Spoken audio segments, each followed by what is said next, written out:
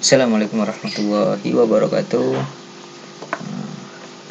Nah, di video kali ini kita akan membahas mengenai soal-soal latihan kalian tentang pengetahuan kuantitatif, tentunya untuk persiapan UTBK ya.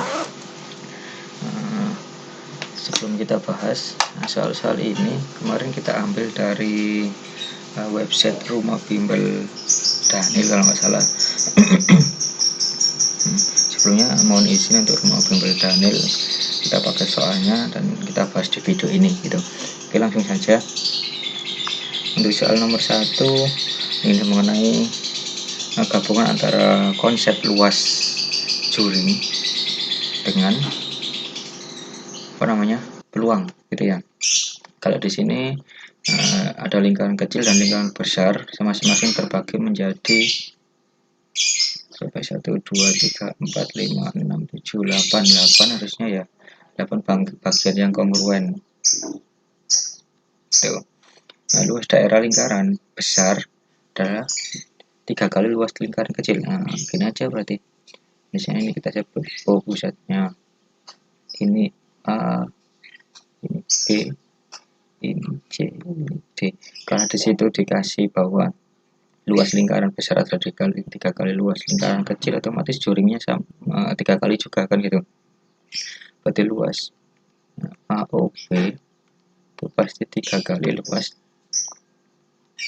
COD gitu ya. Berarti ini satunya, yang kecil ini 1 kali, yang gede 3 kali karena sudah ada 1, berarti ini 2, berarti kan ini 1 kali, ini 2 kali. Berarti ketika kita hitung semua, nah kalau ibaratnya peluang itu berarti himpunan semestanya ini kan 1 semua, berarti ya itu 2, 3, 4, 5, 6, 7, 8, 8. Yang besar ini 2 semua berarti. Itu ya. 2 kali 8, 16, 16 tambah 8, 24. Nah, berarti semestanya ada 24. Sedang kasusnya ini ditanyakan adalah yang di akhir saja, di akhirnya ada 2 yang besar, berarti ada 4. Berarti peluangnya NA per NS berarti 4 per 24. Nah, kalau diserahkan berarti 1 per 6 gitu ya. Nah, ini berarti. Nah, yang perlu hati-hati di sini, jangan hanya dipandang berapa banyak bagiannya, tapi ini juga berhubungan dengan luasnya. Semakin besar luasnya, maka peluang terpilihnya dia akan semakin besar. Tuh, berarti harus diperhatikan luasnya juga, itu nomor 1. Sekarang ke nomor 2.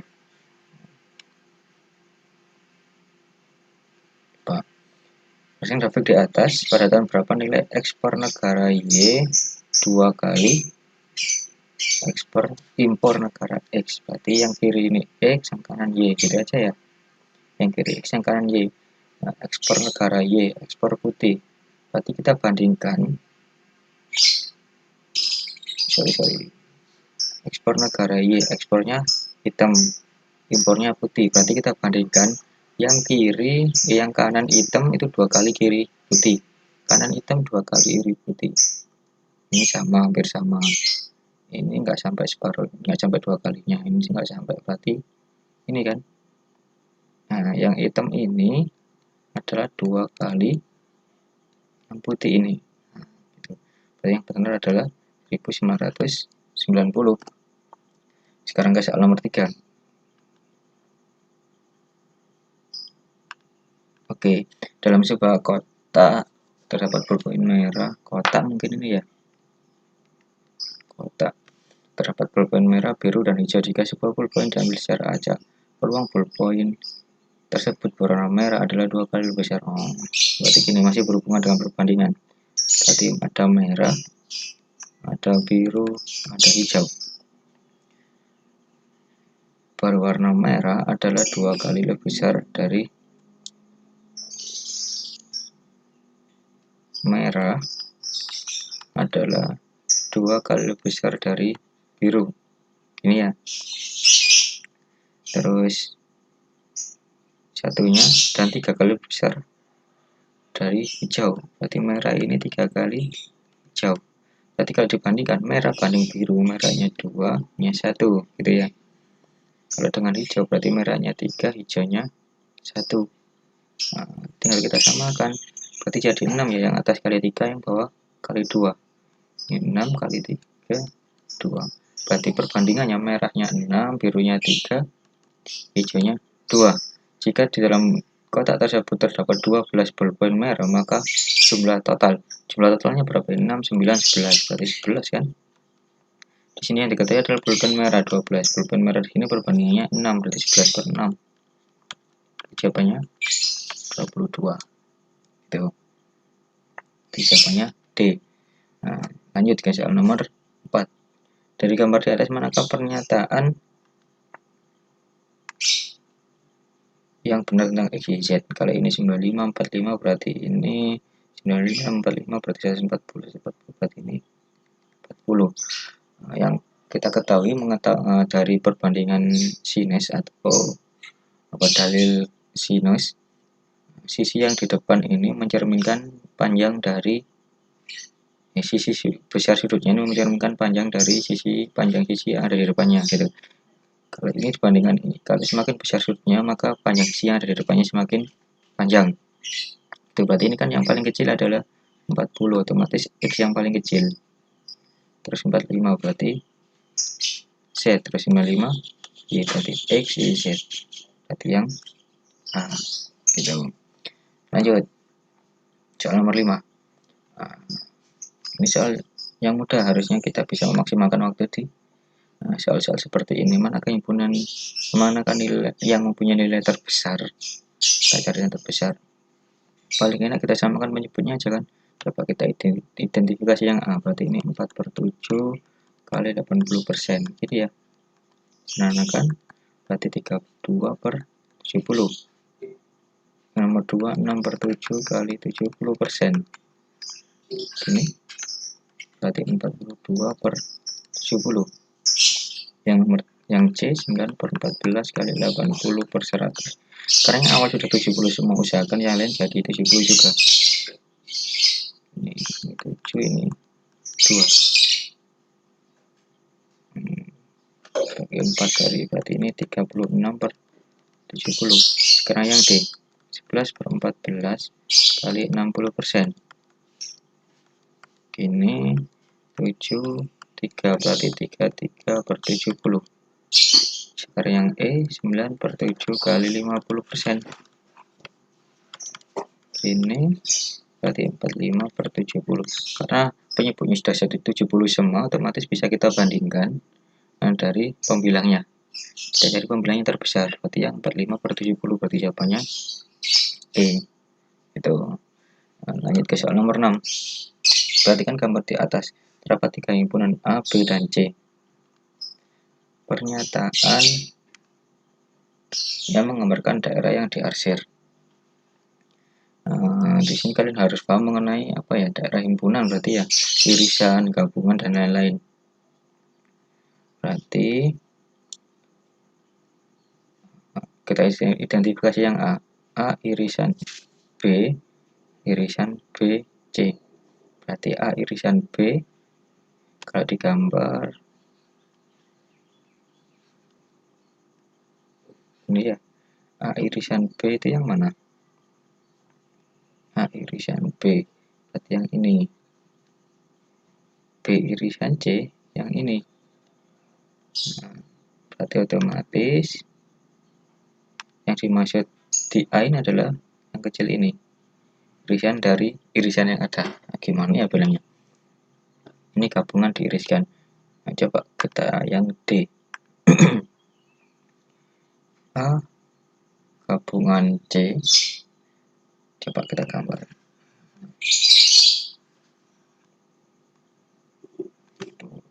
Ulang-ulang.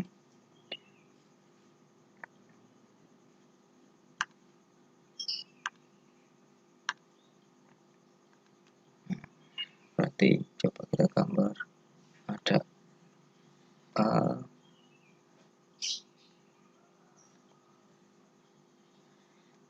itu jelek. Nah, ini A, B, C, A gabungan C. Coba kita identifikasi A gabungan C, berarti si A digabung dengan C berarti semuanya. Berarti ini kan. Ini A, ini C. Berarti semua A dan C ikut. Nah, setelah hasilnya tadi diiriskan dengan B. Berarti ini yang irisan dengan B yang mana? B sendiri ini, ya kan? Nah, berarti yang irisannya berarti yang ini. Kecuali yang ini. Siapa sudah di kebelasan? Nah,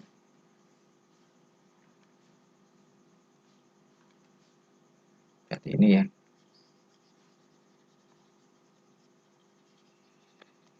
Kecuali atas apa? Berarti jawabannya yang D, gampangnya gitu. Intinya kan harus paham apa itu irisan, apa itu gabungan, bisa nanti pengurangan himpunan dan lain-lain. Lanjut. Pada gambar grafik di atas manakah pertidaksamaan yang cocok sehingga daerah yang diarsir memenuhi adalah daerah yang diarsir. Nah, gitu. Ini hampir mirip dengan soal UN ya. Ada 3, ada min 2, tinggal kita balik seperti biasanya. X jadi Y jadi X. Berarti itu nanti jadinya min 2X. Terus plus 3Y. Dikalikan berarti min 6. Karena daerah di bawahnya berarti kurang dari 3Y min 2X. Enggak ada, masih enggak ada ya 3Y min 2X. Karena nggak ada pilihan kayak gini, berarti kita harus mengubah ke bentuk lain. Coba ini kita kalikan negatif 1. Berarti 2x min 3y ini 6 karena dikali negatif 1. Dan yang kebalik berarti 2x min 3y lebih besar sama dengan 6. Berarti jawabannya A. Itu. Lanjut. Diketahui A dan B adalah bilangan asli di mana sisa pembagian oleh A oleh B adalah A dan sisa pembagian B oleh A adalah B. Nah, coba kita analogikan ke bilangan real ya, biar kita mengingat lagi teorema pembagian teorema sisa. Misalnya ada 3 berapa ya, 13 dibagi 3 berarti hasilnya berapa, 4, sisa 1. Ini kalau ditulis menggunakan teorema sisa udah 13 itu adalah 3 kali 4 plus 1 gitu ya. Ini sisanya, ini hasil kalinya. Coba yang pertama, dimana sisa bilangan pembagian A oleh B, berarti A dibagi B sisa A. Berarti ini nggak tahu itu ya. Berarti bisa dibilang ketika ada pembagi bilangan sisanya adalah dirinya sendiri, sehingga di sini bisa dikatakan salah satunya ini adalah 0. Jadi bisa B-nya, bisa X-nya. Ibaratnya gini, kita punya 16 dibagi 25 sisa 16. Diisi berapa di sini? 0 kan harusnya ya. Tuh. Berarti antara B atau X-nya yang 0. Gitu. Karena di sini dikatakan B bilangan asli, maka nggak mungkin B yang 0, berarti X-nya 0. Gitu. Sekarang yang kedua. Dan sisa pembagian B oleh A adalah B. Oh, sama berarti ini. Nah, ini kan berapa kali X juga. Gitu ya. Kita eliminasi aja. Berarti A min B ini B min A X gitu ya. Berarti A min B ini bisa hilang. Berarti B min A kali X itu sama dengan 0. Berarti itu sudah jelas X-nya sama dengan 0 atau B min A sama dengan 0. Berarti B sama dengan A. Berarti B sama dengan A. Ketika yang ditanyakan adalah A kali B itu sama aja dengan A kali A. Berarti kita cari yang bilangan kuadrat. Mana yang bilangan kuadrat di sini? 16 sama 64 itu 2 dan 4. Seperti itu. Sampai nomor berapa tadi ya? Lagi dulu ya. Jika 24 dibagi oleh bilangan bulat positif n bersisa 4, manakah pernyataan? Jika 24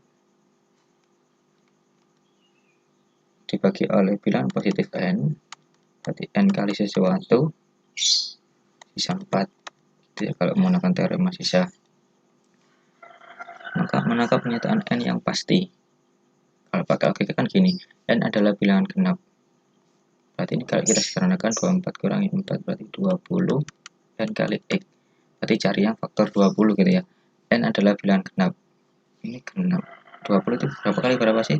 Berat 20 kali 1 bisa, 5 kali 4 bisa. Berarti kan kita nggak bisa menentukan apakah n-nya 20 atau n-nya 1 gitu. Apakah n-nya genap atau x-nya yang genap. Berarti ini nggak bisa kita menentukan. N adalah faktor bilangan 20, faktor dari 20. Otomatis kan, karena ketika dikali harus ketemu 20 ini. N adalah kelipatan 5. Tuh. Nah, ini yang perlu kita buktikan lagi. N adalah kelipatan 5. Coba kita lihat sini. Jika N dibagi oleh bilangan bulat positif N bersisa 4, manakah pernyataan tentang N yang pasti? Coba kita list aja. 24 dibagi berapa yang sisa 4? 24 dibagi 5. Hasilnya sisa 4. Berarti terdapat 1, 5. Terus 20 bagi 10. 2 sisa 4 berarti 10. Lagi 20 bagi 20. 1 sisa 4 20. N adalah kelipatan 5. Apa kelipatan 5 ini? Iya kan? Berarti yang benar adalah yang 2 dan 4. Berarti jawabannya yang C. Kita review lagi dari awal. Soal nomor 1, 2, 3, 4, 5, 6, 7, 8, 9, 10 sekalian. Nanti nomor 11 sampai nomor 20 ada di video selanjutnya. Gitu aja ya. Kesimpulan data 3579 jika ditambahkan sebuah data bernilai B yang merupakan bilangan bulat positif, maka nilai median yang mungkin. Berarti kita cari nilai mediannya gitu. Kita cek yang pertama, apakah 5 mungkin jadi median? Median itu nilai tengah ya. Jadi gini aja, kita punya 3, 5, 7, 9. B nya saya taruh depan, berarti 5 nya jadi median. Misalnya saya isi 2, isi 1 kan boleh, berarti bisa. Sekarang 6 bisa enggak menjadi median? Yang saya isi 3, 5, 7, 9. Nah, 9. B nya saya taruh sini, B nya ini saya isi 6. Bisa enggak? Bisa ya, berarti masih bisa memungkinkan bahwa mediannya 6. Ini masih bisa. Sekarang 7 bisa enggak? Ada 3, 5, 7, 9. B nya saya taruh sini aja biar 7 jadi median. Masih bisa 7. Sekarang 8. 3, 5, 7, 9. Biar ada 8, saya taruh 8 sini buat mengganti B. Bisa nggak jadi median? Oh, nggak bisa, tetap 7 mediannya. Berarti jawabannya 1, 2, dan 3. Berarti jawabannya A. Oke, video yang pertama cukup sampai nomor 10. Kalian pelajari dulu. Nanti nomor 11 sampai 20 kita lanjut di video berikutnya.